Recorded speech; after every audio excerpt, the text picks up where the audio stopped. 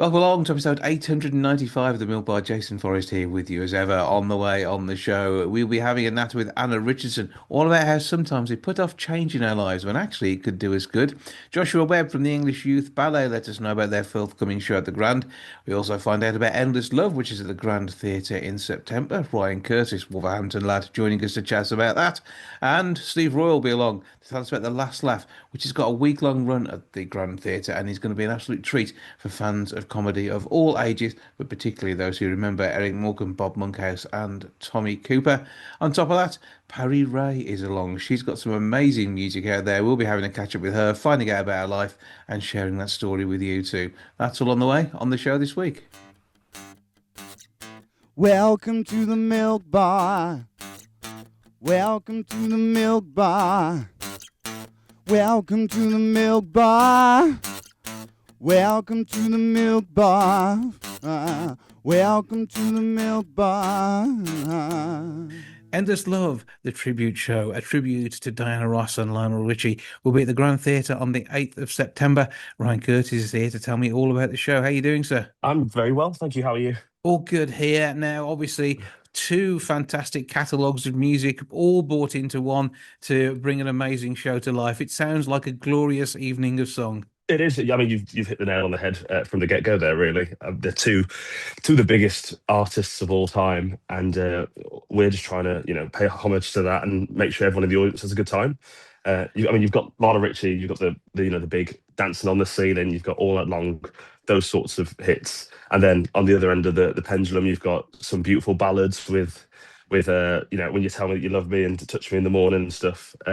So you just get both ends of the spectrum, basically, sonically. Well, yeah, and it's sort of Motown magic from decades of brilliant songs. I mean, Diana Ross has got some amazing upbeat tunes, as has Lionel. So you've really got a Absolutely. party night just waiting to happen. Yeah, I mean, it's we encourage people to be up, dancing, vibing, and enjoying themselves with us the whole way through. I mean, it's the best part of 2 hours of the show with an interval, and we don't want people sat down. We want people standing up, clapping, singing along, dancing along, bringing back those memories for some of them from back in the day, and maybe for some of the newer audiences, just being able to be in a room with people enjoying live music like this.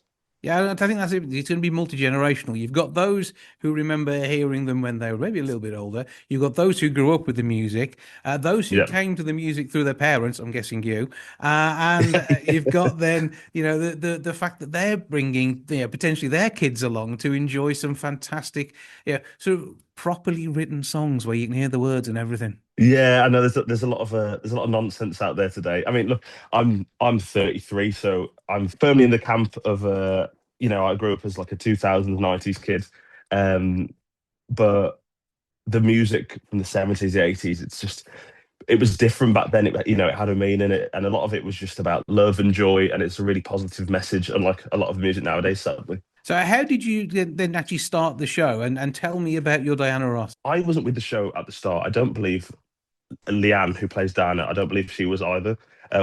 She came in very early on, and then I came in after a couple of years. And she's amazing. She looks incredible. She sounds incredible. She's got all the get up. She's got the big feather boas, the luscious dresses. So she really embodies that Diana Ross class, I think. Opposed to me, I'm a bit more rough and ready with it. But I like to think I'm quite dynamic on stage, and I just come out like a rocket. But yeah, I mean, I've sang for most of my life. I'm a Wolverhampton lad myself. I'd work that bit out already. Don't worry.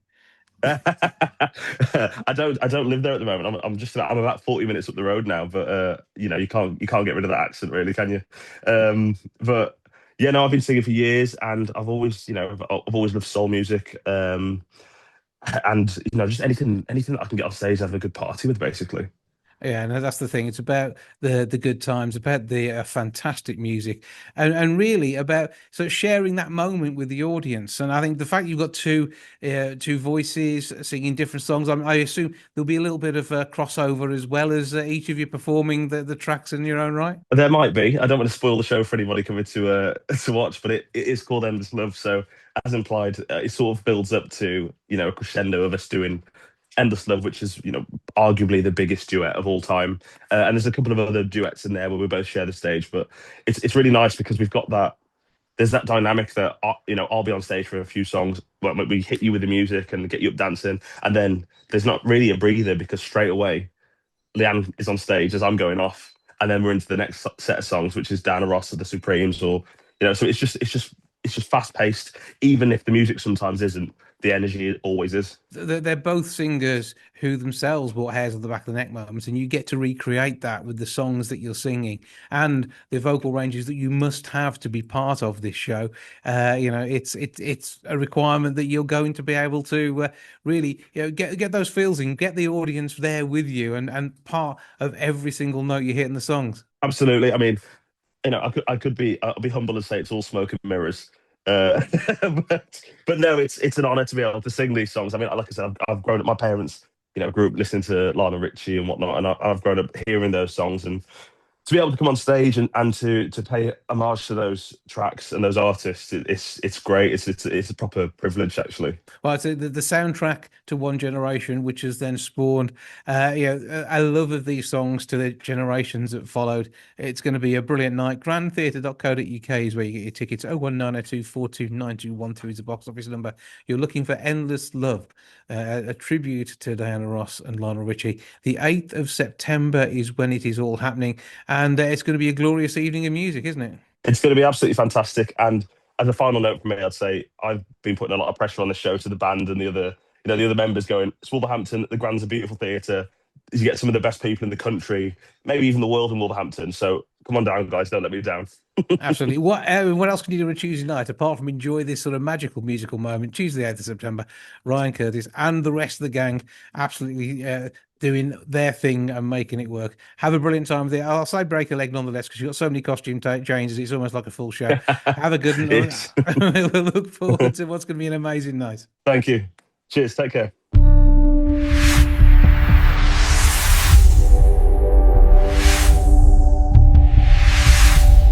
With the last laugh at the Grand Theatre from the 9th through to the 12th of September, the magical memories have been brought to life of Eric Morecambe, Bob Monkhouse, and Tommy Cooper.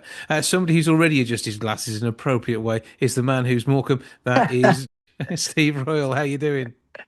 Do you know what? I did that totally involuntary. I don't realise just how this has impacted me playing Eric Morecambe over the last few. I've probably on the back of my neck from keep slapping it as well.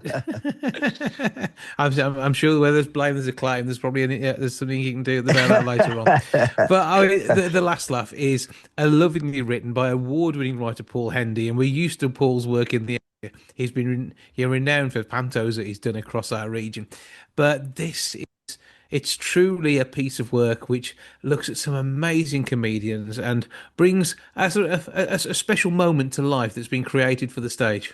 Yeah, it's unique in the sense that it brings three classic, legends of the comedy world together in a dressing room, just chatting to each other. It's obviously it's an imaginary.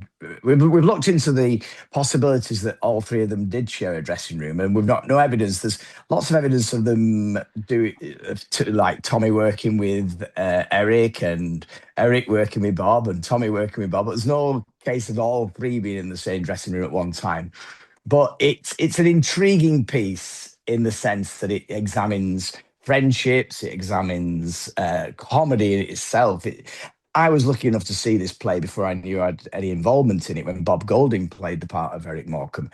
And when I watched it as a comedian, I watched it going, oh my word, this hits on so many home truths about, the fear that comics go through, that the next laugh is going to be the last laugh that they ever get, and all the time spent away from home, and the guilt felt about that. And so, yeah, it's a fascinating insight into comedy and the comedy world. Yeah, because they're names that were household names right through from the 60s, 70s into the 80s. And Bob Monkhouse just that little bit further as well. He was through until was it just the noughties? So 2004, I think. Yeah, I think he's just getting to noughties. Yeah. But Eric Morecambe, half of Morecambe and Wise, who were in kids' magazines. I mean, they've popped up in Looking with their own feature strip when I was a kid, and I'm in my mid-50s. Now, for the young audiences, I mean, they won't necessarily know the names, but they will know the jokes and the references because their comedy has moved on. Yeah, that's what's really nice about the play. Really, the younger people who come, they go away and start to research these characters and look up the stuff, because there's so much. We're lucky out. We've got so much online nowadays. You can look up sketches and Morecambe and Wise shows in the past, and Tommy Cooper's gags and Bob Monkhouse, and you can you can at least look into them, and that's what the play is partly about: is maintaining the legacy of these three legends of comedy. And they are true legends themselves. And in the vast majority, I mean, they are sort of family humour. I know Bob Monkhouse had his moments when he was much more able to do maybe a working man's club, but what we know everybody for is either their TV hosting in the shape of Bob. I mean, he was Mr. Television at one point. Eric Morecambe and sorry, working with Ernie Wise from when they were kids. Their comedy is renowned, and we never got to see quite how far that could have gone due to Eric's untimely demise. And Tommy Cooper himself, literally dying on stage, he worked until his last moment on this planet. And I think, in a way, we kind of thank him for that, because he was just amazing. Yeah, and we do reference that, of course, in the play, and the idea that there's one moment where Tommy reflects and talks about, what's ahead. The one day we'll have to have our last laugh, and he talks about, wouldn't it be great? And he says, wouldn't it be great to die on stage, because you'd go with that sound of laughter echoing in your ears. And for any comic, I suppose that would be a brilliant, as horrific and as morbid his death was in front of a live TV audience. And there's a lot of people who come to see the show who remember that live performance at Majesty's with Jimmy Tarbuck presenting it. As shocking as it was, what a great way for the actual comic, the person who died, that it's a brilliant way to go, isn't it? I think for any of us to die and hearing the sound of laughter, there's not many sounds that are as beautiful as laughter, are there? So Yeah, exactly. And I was one of those watching at the time, and it was, yeah, 100%. You watch that TV show, and to see it and to not know what was going on, the concern, then obviously the truly sad news, but cementing his legendary status for the fact that what happened, where it happened, and just who he was. do we also pay tribute to? Well, I say pay tribute. What when Tommy died on stage, the next act on was Les Dennis and Dustin G. Mm-hmm. And we have a little tribute to Les Dennis in the show, in that he's the fourth cast member, if you like, because he's the voice of God on the tannoy system in the dressing room, announcing the guys to go onto stage. We've got 15 minutes to showtime, 15 minutes to showtime, and they get those little men. And it's like we got Les Dennis to actually do those recordings as a tribute to the fact that he was the next one on stage that fateful night. And sadly, obviously, he lost his comedy partner, Dustin G. So he's well aware of comedians going too early. Absolutely. And also, I mean, I spoke to Gary Morecambe quite recently as well, Eric's son, and I've been dining with him a couple of weeks ago, and I asked him whether, because one of the themes about in the play is these comics missing times with their families and feeling guilty about being away so often. But he says he didn't think his dad regretted that, but what his dad did regret was all these health issues and not taking more of a responsible attitude to his own health. Some of it was forced upon him, of course. He was a Bevan boy during the war, so he was forced down the mines, and so that had affected his health in the long term. But obviously, a heavy pipe smoker, he probably wished he didn't smoke as much. And that is, like you mentioned, their untimely deaths is probably due to the lifestyle they were living with. Tommy with the drinking as well, of course. But we're not focusing necessarily on the downside. This is a truly funny show. That's the thing. You can't help but talk about it. Yeah, you can't. No, these are but this is why it's such a great play, because obviously they have the moments where there are snippets of their acts, etc. There's some very big laugh out loud moments when they all do try each other's type of material. There's one moment where me and Tommy try to do one of Bob's gags and try and make it funny. There's the moment where we walk through a gate, which is with Tommy, proves just how he was just funny. He just had funny bones because he could just walk through a gate and make it funny. So there are those hilarious moments. And then right alongside them are these moments where you just go, oh my word, it's really emotional moments as well. We do genuinely have a lot of people who leave, they leave in tears of sadness and of laughter, which is what makes it such a rounded piece of art, if you like.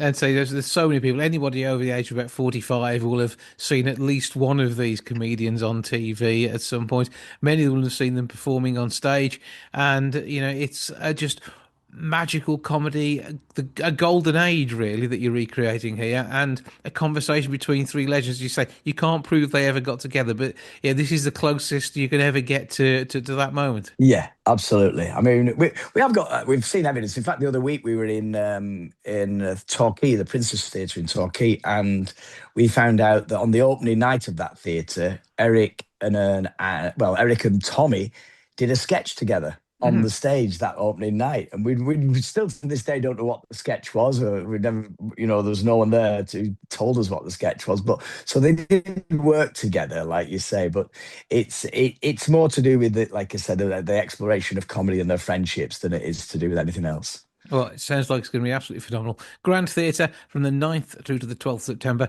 grandtheatre.co.uk to grab your tickets. 01902 429212 is the box office number. The show is The Last Laugh. Steve Royal is Eric Morecambe, and he is Eric Morecambe. We've already seen the pictures and the involuntary movements that he's now got going on there. Before you know it, he'll be kicking one leg behind himself and saying, "Bring me sunshine." But Steve, great to meet you. Have a great time with the show. Break a leg, not at the same time as trying to kick it behind you. And we look forward to many a paper bag routine, which will keep us all amused. Oh yes, oh yes, oh.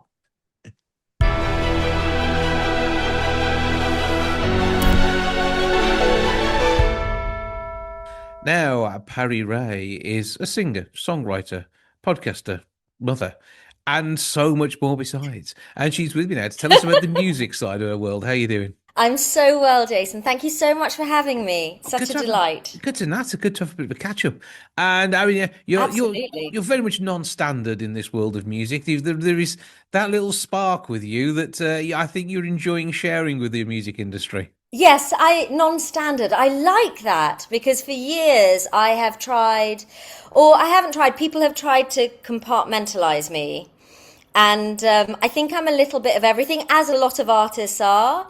And I think I've tried to, over the years, fit into things and then kind of go, that's not quite right. A bit like Goldilocks, and the Three Bears.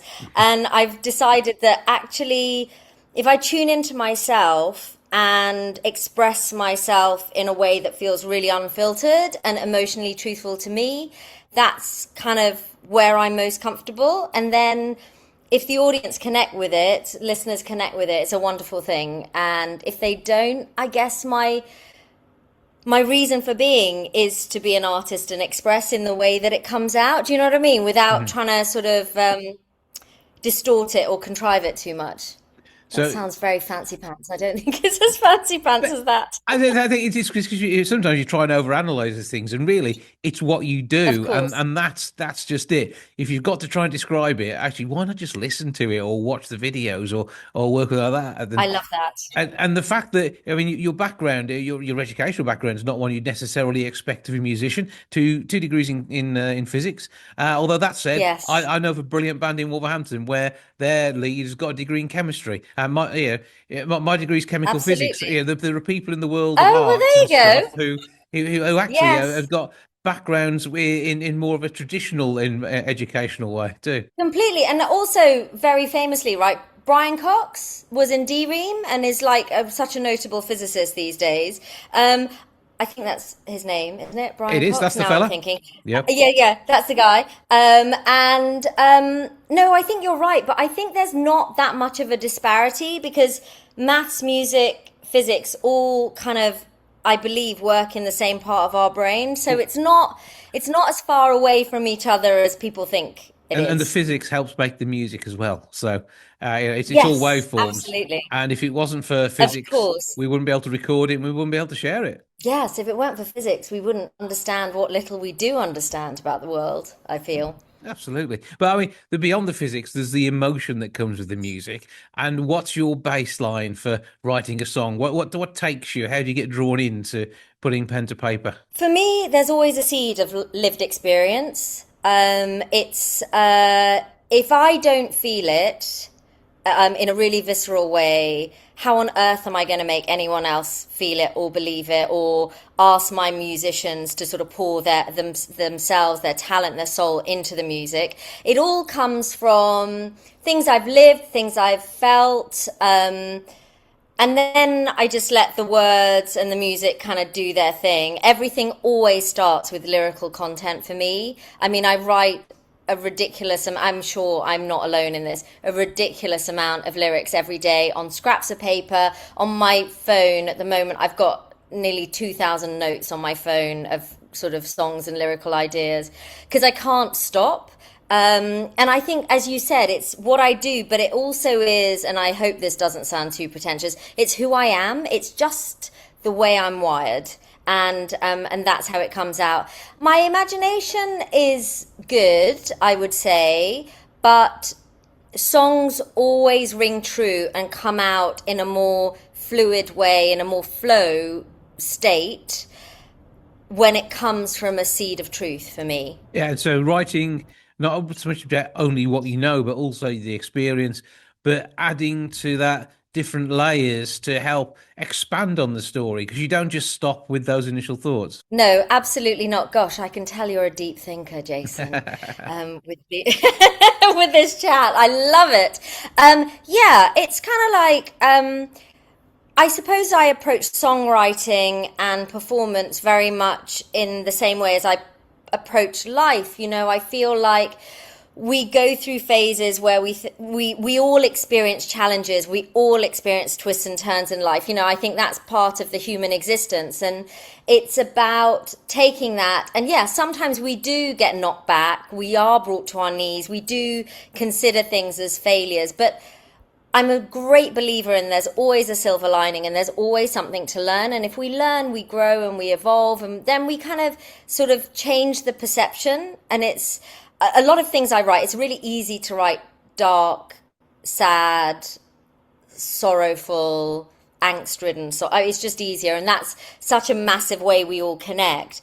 But I always like to find those little threads of gold, those silver linings, those the balance to the story, I guess. So we're talking angst with attitude. I love that. Yes. Yeah, I was chatting to a friend this morning, and I was talking to her about something, and she said, I know you're really fluffy, but you have got a bit of edge. And I was thinking, yes, that's probably a perfect way to describe it. Yeah, a little bit of attitude, maybe.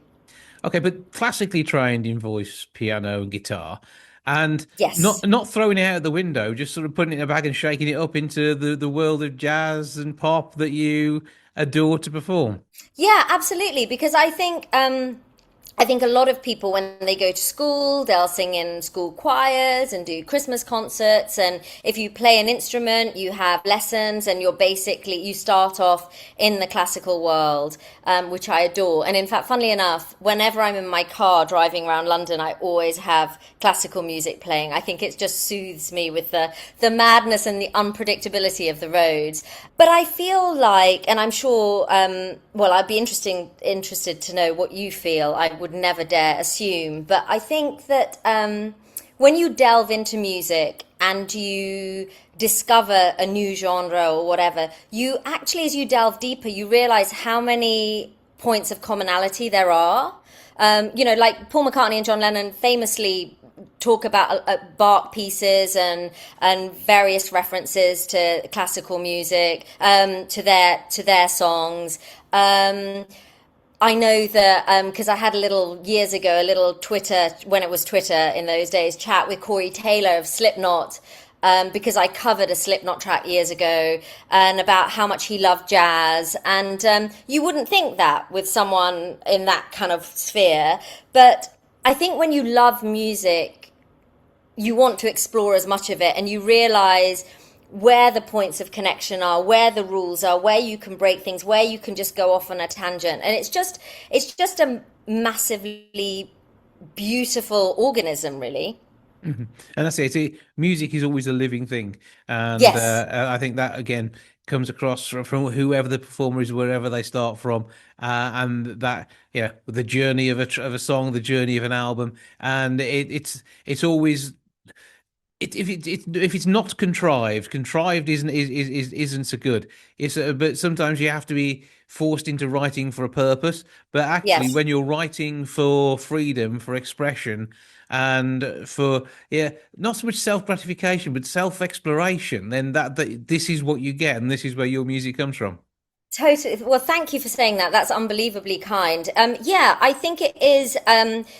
For me, it's very much self-expression, sometimes a bit of a catharsis, um, in in the hope to get it out. But then, like the secondary phase is, yeah, connection and communication, and hopefully some. I don't really mind what I make people feel, so long as they feel something. For Hmm. me, it's very much a feeling thing rather than a doing thing, even though I am physically doing stuff to create the music. Hmm. No, I think you're absolutely right. That's such an erudite thing to say. And yeah, I mean, there's nothing I'd rather do. Picking up on your point about contrived, I feel like, and my father's a great example. My father was a great example of this because my father couldn't sing a note and didn't, his rhythm was like sometimes on and sometimes I don't know where it was. He was definitely marching to the beat of his own drum, but he was a massive lover of music and he listened to a lot of music.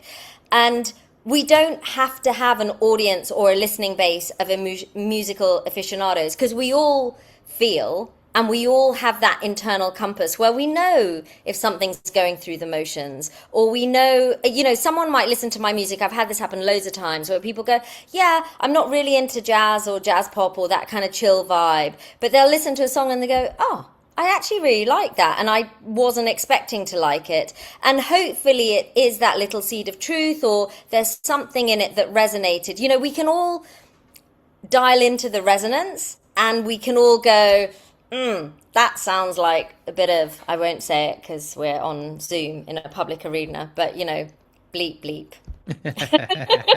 But it's like a small amount of resonance can move a mountain if it's done in the right way, and that Absolutely, yeah, absolutely. that's where I think we can be with most music. And yeah, sometimes it's always good fun to peel the labels off the pigeonholes and stick them on a different one and confuse people. I think that's always a good move as Ab- well. I agree. I agree. And that's something I really wanted to do with my new tracks. It was kind of like I've been influenced by so many different sorts of music and writers over the years.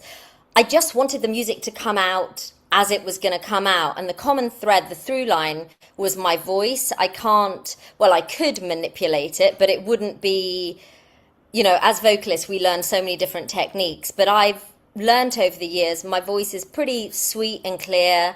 I sound much better when I'm not belting, unless I'm performing and the band are like we're all like in the moment, and something will come out and it'll be a different sound color. But in general, I'm probably quite an intimate singer, and learning to love that and learning to go, okay, that's the basis because that voice is going to sit on top of the music. But let's just see if a bit of rock comes out, if a bit of disco comes out, if a bit of, there's a bit of a trip hop vibe to Bristol Rains, and there's, just all those flavors that I've enjoyed and delighted in over the years. Let's just infuse it all with everything, and but not in a try hard way. In a, oh yeah, this makes sense here.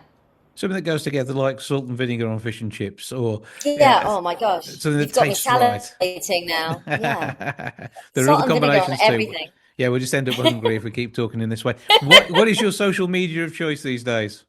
Instagram. So that's where most people can find me, Parry Ray and Harmony. It does link to Facebook. I apologize to everybody who's been reaching out and sending me messages because I am a little bit lackadaisical and not super efficient on it. But Instagram is the best place to find me. No, we do that. We can do that. We listen to the music. We can get links to it there. You're on all of the streaming platforms, and no All of doubt, them. no doubt there'll be tours to follow too. Because I know you've done live gigs earlier this year, and they went down rather well, didn't they? Yes, they did, and I love it. So when I'm in town, I kind of split my time between here and the States, and I'm lucky enough to do Boysdale's of Belgravia, which is a great jazz venue. They have jazz every night. But yeah, we're hoping to do some more, and yeah, there will be more dates. So yeah, keep in touch. Well, Parry, great to speak to you. Thank you for joining us. Parry Ray, Bristol Rains, we're going to take a listen to. Thanks for joining us. Thank you so much for having me, Jason.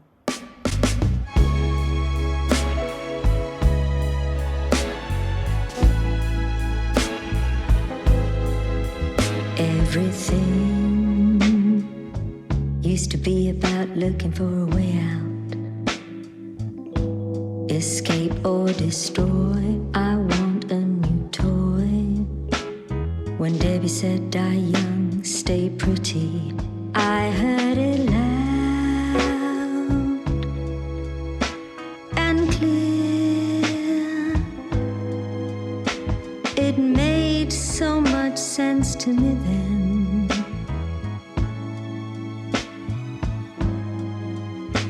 Don't know when it happened, a switch it got flipped.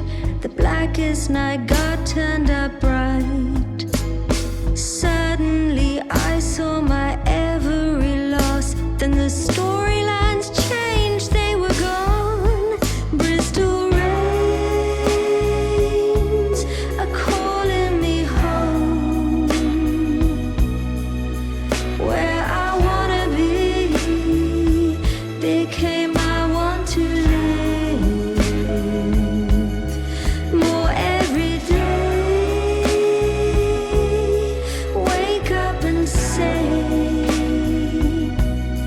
this life is beautiful, my life is beautiful, drenched to the bone.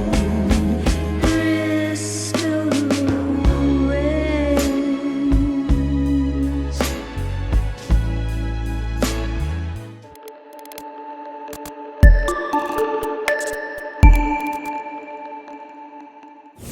The English Youth Ballet are performing Swan Lake at the Grand Theatre on the 9th and 10th of October.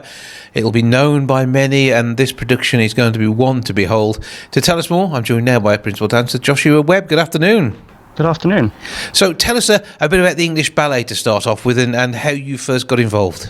Yeah, so the English Youth Ballet, we do 7 productions per year. We work all over England, so we can, we go all the way up north to the top of Newcastle, and anywhere down to Portsmouth. So yeah, we do 7 productions a year, and in each venue we see roughly between 150 to 200 students audition in each venue, and then we take a cast of up to 100 per venue. So yeah, we have 100 per cast, and then we have 7 principal dancers who make up the principal foundation of the cast. And we do 10 days of rehearsals with the students in the school, where they're learning the ballet, piecing it all together, and then they do a demonstration on the last rehearsal day for the parents before we go to the theatre, where we have 3 days, a tech rehearsal, dress rehearsal, and 3 shows. And that is impressive for a group who are already working together for weeks, months, and sometimes years. So to pull this together so quickly is not only impressive, but it does show the talent of those you've selected to be part of it. Oh, absolutely. Yeah. I mean, yeah, like you said, so we do 6 hours per day. So, it's quite an intense learning period, but to pull it together we actually start running the full show on day 8 in the school. So within 7 days, they've learned a 2.5-hour ballet, which, like you said, is very impressive. And I think it's the youth element that means they are ready to learn as well here. They are eager to become part of this. And I think it's that passion which is going to help them through what will be an amazing experience for all involved, including the audience. Absolutely, yeah. I mean, the costumes, the lights, that's what these kids love to do, so having the opportunity to perform with principal dancers in such a lovely theatre with all the costumes, the lights, the makeup, it's amazing for us to see how much joy it brings to all of these kids that we get to work with. And this is its 28th phenomenal year of the English Youth Ballet doing, well, it's definitely their thing. I mean, there can't be many groups across the globe who bring this sort of raw edge talent, cutting edge performance, and fast turnaround to the world of dance.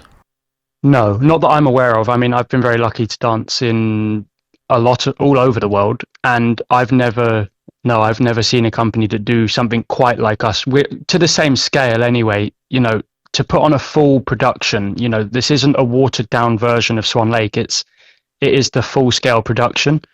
And to do that with 100 kids in such a short period of time is quite a feat, really. Absolutely. And Swan Lake itself, obviously, a story which we've seen performed by a number of different groups in a number of different ways. How does this fit in with either a traditional or a more avant-garde setting? How does this work for audiences when they come to see this? What can they expect? The story has a slight twist. It's set in Russia, in the Mariinsky Theatre. So there's a slight twist on it, but the storyline is very similar to the traditional. You're going to get all of the traditional Tchaikovsky music, all of the traditional Swan Lake, all of the swans. So yeah, it has a slight twist, which I'm not going to give away. You have to come watch. But the music and everything like that is as is in all the other versions of Swan Lake that you've seen. And I think that, again, that music itself brings to life a story and the movement that goes with it. And again, the choreography will be differing in various ways between various productions. So you've got not quite a blank canvas, but certainly your own artistic impression on something which is an absolute classic. Absolutely. Yeah. So like I said, we make some adaptations, obviously, because we are working with kids as young as 8. So there are some adaptations for the choreography, but the main bulk of the choreography is very similar to what you would see performed by full scale companies. All of sort of the principal pas de deux and stuff like that is as it would be in your full scale companies, and even the choreography that the Swans perform is kept very close to the traditional choreography. So it's something which you'll recognise, but you'll be amazed by. You'll be drawn into the storytelling. Absolutely. You'll sort of be lifted by the twists, and yet still feel comfortable in the show you're seeing. Oh, for sure, absolutely. And I think with Swan Lake, one of the lovely parts about Swan Lake is seeing all of the patterns and the lines that the swans create, which we have kept absolutely as is in all other versions. And it's amazing how, like we keep saying, in 10 days, we can get 30 swans to understand how to follow formations and how to follow the rules of corps de ballet work so clearly and precisely. So your youth have been selected. They're readying themselves for what will be an amazing set of performances. So how does that timeline work in Wolverhampton with towards that 9th of October opening night? So we start rehearsals in the second week of September, and we go and work with the students Friday, Saturdays and Sundays. So each week we'll travel up, we work with them Friday night, Saturday and Sunday. We do that for 3 weeks, and then on the 4th week we have the shows on October 9th and 10th. Well, it sounds like it's going to be absolutely amazing. What is your unexpected takeaway from all of this? Because it must be different every time you do it in some way or form, but what was it when you first started doing this that really surprised you? I think the quality of production that is achieved by all of the students that we work with. I think, if our audience could see day one of rehearsals and then see the final show, people would be blown away. That's why if you go to our social media platforms, you can see a little bit more of the rehearsal process, but you'd be blown away by how much improvement these students make in just a really short matter of time. And I think for me, that's what kind of really pulled me in. This is my 5th year with the company, and my first production, I was blown away by what these kids can produce. And I think that's again another part of it. Bearing in mind that they already have a background in some way, it's really just seeing what can happen when you pull all of those different training and skill sets they have together. They've probably been to a number of different dance schools across the region, but when you sort of focus what they've picked up into one glorious group for the English Youth Ballet, that's really where, as you say, it makes that difference, and very much a step up from where they are. Absolutely, yeah. They definitely are learning. They're learning new things when they come to us. We teach them daily ballet class where they're definitely furthering their kind of knowledge and education in ballet. But also, what's lovely for us to see is all the new friendships and connections that they make. We've been coming to Wolverhampton for over 20 years now. We come every other year to Wolverhampton, and we see some returning students who started with us, like I said, when they were 8, and they are now sometimes 17, maybe 18 by the time the shows come around. And to see their development over those years is incredible, and the friendships that they've made with other cast members. The way that talent has come together and giving them the potential to then move into a fully professional world off the back of this sort of work. And it's amazing to have this on your CV, isn't it? Absolutely. Yeah, absolutely. It gives them a real clear understanding of how the professional world works. They're getting to work up close with professional dancers and see how we prepare ourselves for shows, how we prepare ourselves side of stage to go on stage and produce, hopefully high quality work for our audience to watch. The audience will be able to watch on Friday the 9th at 7:30. That's Friday the 9th of October at 7:30. And then on Saturday, you've got a matinee at 2:30 on the 10th, and then an evening show at 7:30 as well. It's grandtheatre.co.uk to book your tickets. 01902 429212 is that box office number. And your chance to see the endeavours of these amazing students with the English Youth Ballet. And the fact that you've got principal dancers there, very much like Joshua Webb, who are going to be sort of part of that performance and part of bringing the talent under the microscope and really showing it all off. Joshua, it sounds like it's going to be absolutely amazing. Thank you for joining us, and have a brilliant time on the road. Thanks for having us. Thank you.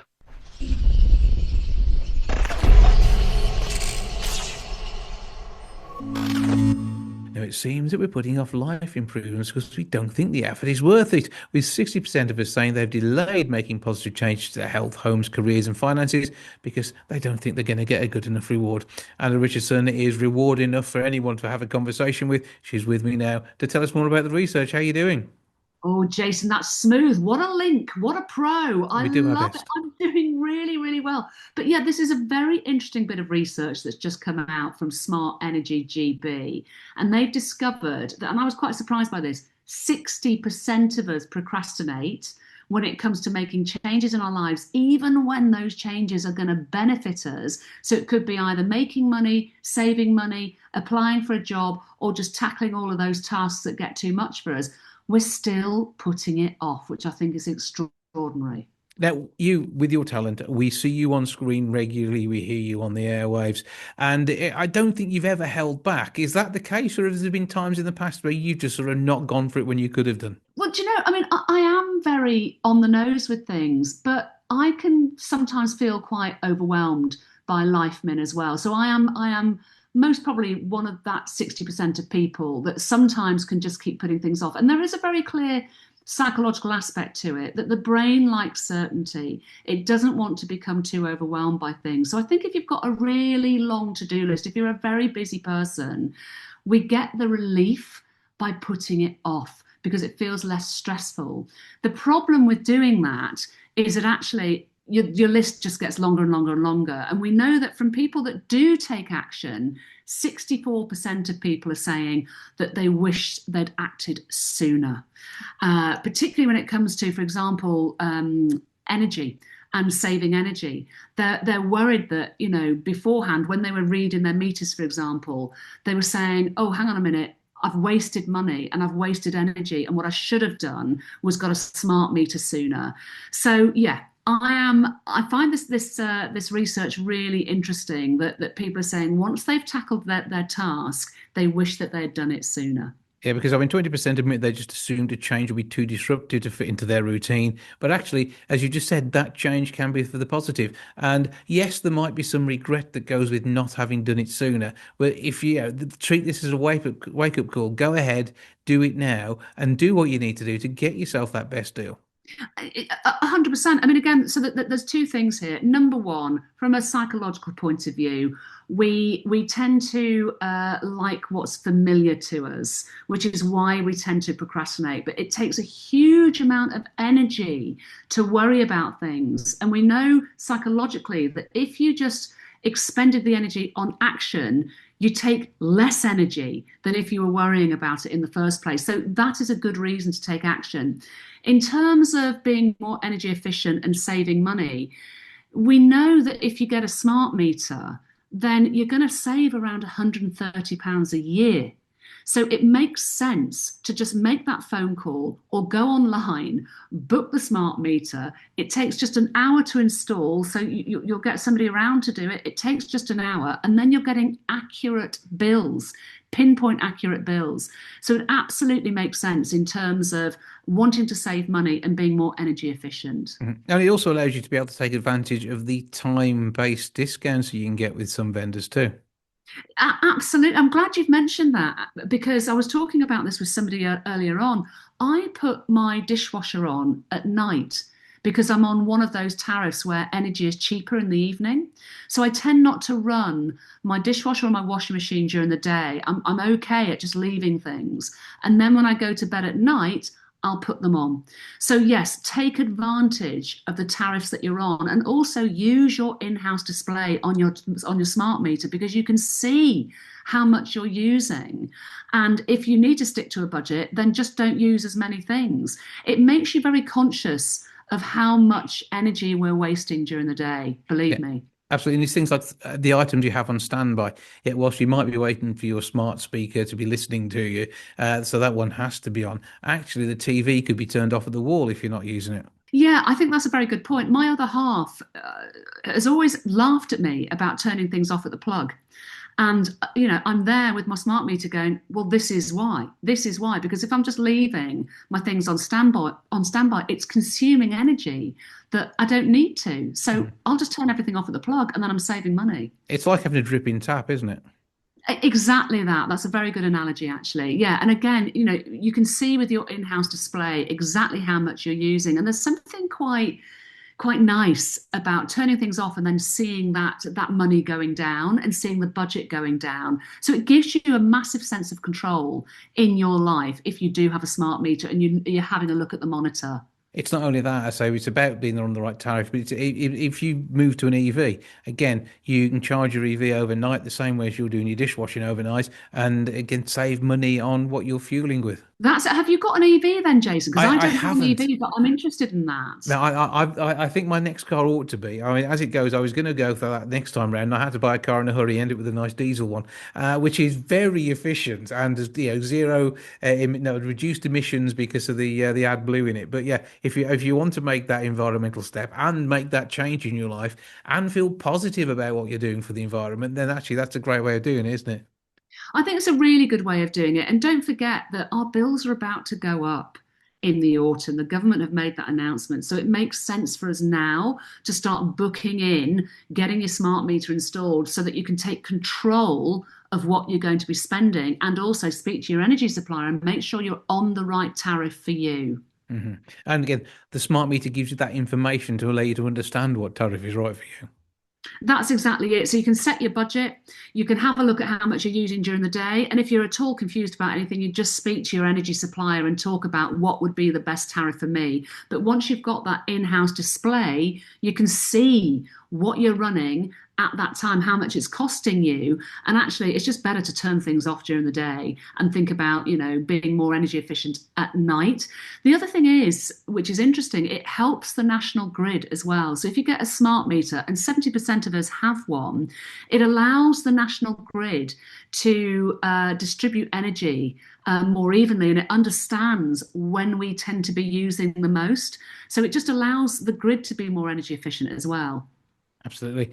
Everything that works well works better that way. And with the concerns around the heat that we have, which is going to affect our infrastructure as well, it's also good to know that they can manage that the way they need to too. So where can we go to find out more about Smart Energy GB, and as well as, of course, talking to our supplier about getting a smart meter? Well, if people want more information about saving money and about installation, just head over to smartenergygb.org. It is all on there. And what have you got going on at the moment? Apart from melting in the heat, are you feeling good?